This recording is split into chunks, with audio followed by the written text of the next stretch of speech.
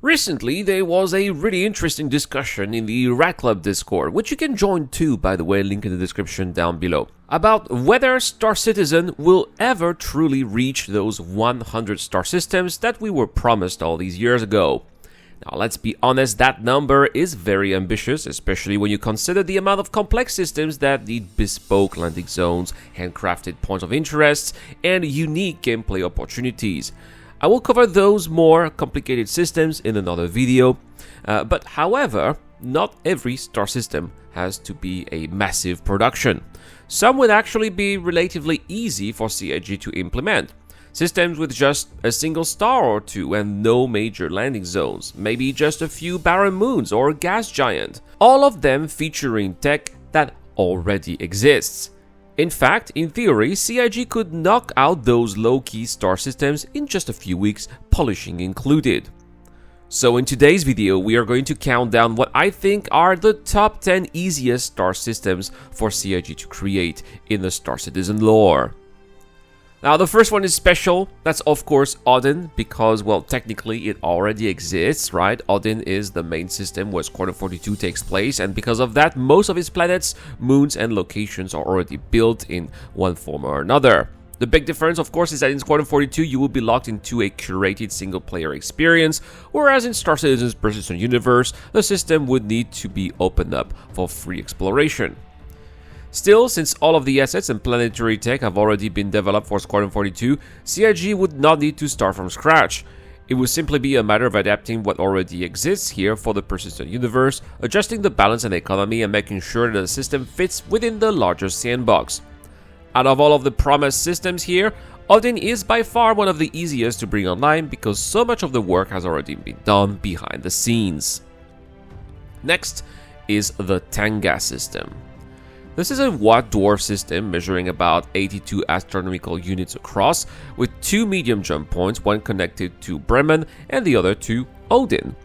Because of the jump to Odin, Tanga could be added very soon after Odin, or even at the same time, making it a logical and simple addition to the persistent universe. The system contains only 2 planets and a single asteroid belt. Tanga 1 is a Chthonian world here, essentially a rocky core of a former gas giant stripped of its atmosphere and rich in minerals. Tanga 2 is an ice planet that continues to sublimate under the residual heat of the star, leaving a trail of expelled gases along its orbit. Tanga Bet Alpha is an asteroid belt composed of heavy and precious metals. From a development perspective, Tanga would be quite easy to implement because, as I said, it requires no extra atmospherical tech, no complex landing zones, and only barren planetary surfaces combined with existing asteroid generation tools. The assets and biomes needed already exist, so CIG could create and polish the system relatively quickly compared to more complex destinations. Then we have the Min system. Now this one here is centered around a rogue gas giant, Min 1, which drifts without a central star and is orbited by 4 moons. Min 1A is a barren, rocky moon, while Min 1B is the largest and features a thin atmosphere with bioluminescent bacteria and a small encampment of settlers. Min 1C is a tiny rocky moon, and Min 1D is marked by numerous impact craters. The system has a small jump point to Elis and a large jump point to Nexus, which is also going to be easy to integrate into existing travel routes, potentially alongside other systems. I would imagine the systems coming along at the same time as the Elis system. Next on the line is the Tamsa system. This one is unique because the central star of the system has collapsed into a black hole, leaving only 2 planets in orbit. Tamsa 1, which is a Chthonian planet, which lost its atmosphere because it was a little too close to its parent star, and Tamsa 2 is a gas giant located far from the black hole's event horizon. The system has a large jump point to the Banshee system, and again, this is going to be a very straightforward system to implement. The black hole itself may represent a challenge here, but at the same time it could be perhaps rendered with the gas cloud technology that already exists in the game. There are no landing zones or complex infrastructure, which is here going to reduce the time for extensive developer resources. Additionally, the system's unique characteristics could offer interesting gameplay opportunities such as scientific missions or exploration challenges without significant additional development overhead. After that, I think we have another candidate here, and that would be the Osiris system. Osiris. This system features a K-type main sequence star orbited by two planets, Ethos and Osiris II. Ethos is a terrestrial planet located on the inner edge of the habitable zone with an active biosphere, while Osiris II is a gas giant orbiting farther from the star. The system also contains Asteroid Belt Alpha, a dense asteroid belt, and has three large jump points connected to Baker, Goss, and Kyuk'ya.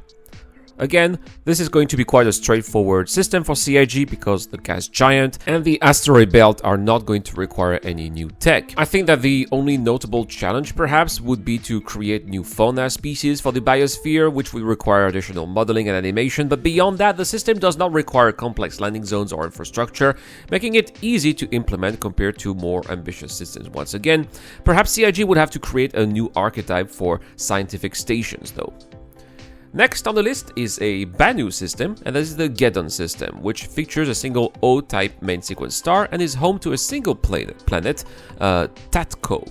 Tatko is a lava planet with vast volatile underground volcanoes creating extreme weather patterns and a harsh atmosphere that humans cannot survive. However, the Vanduul have established arcologies here, known as spires, deep beneath the surface to harvest its abundant resources. The system has three large jump points here, which are connecting it to Bacchus, Coral, and Gliese. This would be quite an easy system to implement because, well, there's not much in the system apart from that single planet, but the challenge, I think, would be perhaps to create the lava rivers here, which flow on the volcanic terrain. But again, this can be done with existing tech, because we already have the river tech in the game. We would just need to perhaps change the fluid simulation here and adjust it for lava, which is slower and thicker. The underground Vanduul arcologies could be created using existing modular assets, for example those used in the Wikelo Imperium, reducing the need for bespoke development. Beyond that, there's no landing zone or complex infrastructure required, so once the volcanic features and underground structures are updated, the system could be integrated and polished efficiently. Moving forward, we have the Gurzil system here. Now, this system features a K-type main sequence star and is primarily made up of a massive asteroid field known as the Asteroid Belt Alpha. There's no full-size planets, making settlements impossible, but the dense collection of asteroids provides abundant resources for mining and exploration. The system has four jump points connected to Hadrian, Horus, Oya, and Ridla, giving it a good connectivity within the persistent universe. Again, I think that this would be quite easy because this system relies almost entirely on existing asteroid generation technology, and since there are no planets or landing zones to model, it can be created once again very quickly, and it would be perfect for miners to explore. I think this will be an ideal system for players with an Orion. Following that, we are entering Xi'an space with the Kyuk'ya system, which is centered around an F-type main sequence star. Unlike larger or more complex systems, Kyuk'ya is small and functional, consisting of just two planets and a single asteroid belt. Kyuk'ya 1 is a barren, rocky world with no atmosphere or landing zones, while Kyuk'ya 2 is a gas giant with very few tiny moons that offer limited points of interest. The asteroid belts here provides plenty of mining opportunities without requiring heavy asset creation. There will be three jump points linking to Osiris, Gurzil, and Hadrian, which is going to be quite convenient for players here. For CIG, this is going to be once again a low-effort system because the technology needed, including planetary rendering, gas giant textures, and procedural asteroid fields, once again already exists. There are once again no settlements, no complex weather, no atmospheric challenges to worry about, so Kyuk'ya could be added quickly here while still feeling like a meaningful addition to the universe alongside the Osiris systems perhaps, which it shares a jump on with. The next system is rumored to be in Vanduul space, and it is the Ophos system. Now this one has a single star, Ophos, and is home to one planet, which is called Kyuk'ya. Yeah, Kyuk'ya is a blue-green agricultural world here with flat farmland, livestock yards, and an extensive maglev tram system. I think that this could be quite easy to make because by that time Terra will probably be out already. Remember, it's supposed to come for 1.0, so Terra is going to feature farms, so I'm quite confident about this here. So we'll already have farms, we'll already have tram systems from Microtech, so the only challenge would be to perhaps change this tram system into a Banu style tram systems, but again it's just purely going to be decorative, just art, right? The tech already exists. So CIG could even get away with this with just a simple reskinning here. And our last system, I think you guys are going to like it, it's the Tiber system, or Tiber system, which is centered around a K-type main sequence star and contains 2 planets, Tiber 1 and Tiber 2, as well as a dense Tiber Alpha asteroid belt. Tiber 1 is a terrestrial world with a thick carbon dioxide atmosphere, barely breathable for humans. Tiber 2, nicknamed Tomb, is an arid desert planet covered in blood-red copper dust and debris from countless destroyed ships. The debris-covered terrain could be created similarly to Hurston's industrial zones, allowing CIG to reuse existing assets and techniques. The asteroid belt is heavily packed, primarily used by Vanduul for resource gathering. The system has 4 jump points connected to Oberon, Orion, Vector, and Virgil, making it well integrated into travel routes within the persistent universe, and also connecting it to the dreaded Vanduul space. Tiber will be quite, once again, easy to create for CIG. The planets and asteroid fields can use existing tech, while the terrain on Tube could be adaptive from Hurston-style debris. Players could encounter Vanduul forces both in space and on the ground, with the potential here for FPS-style combat missions in Vanduul settlements, similar to Bunker or Derelict settlement gameplay that we already have anywhere else in the verse. With no major landing zones or additional infrastructure needed, the system could be implemented efficiently while offering exploration, resource gathering, and engaging combat opportunities. So there we have it, guys. 10 star systems that will be easy for CIG to create, from Odin, which already exists for Squadron 42, to Tiber, with its debris-covered terrain and Vanduul settlements. These systems show that not every star system needs to be massive in production to be meaningful. Many of these worlds can leverage existing technology, planetary assets, and procedural tools to come online quickly, offering exploration, resource gathering, and combat opportunities without requiring extensive new development. But what do you think? Do you think that these systems will be easy to implement?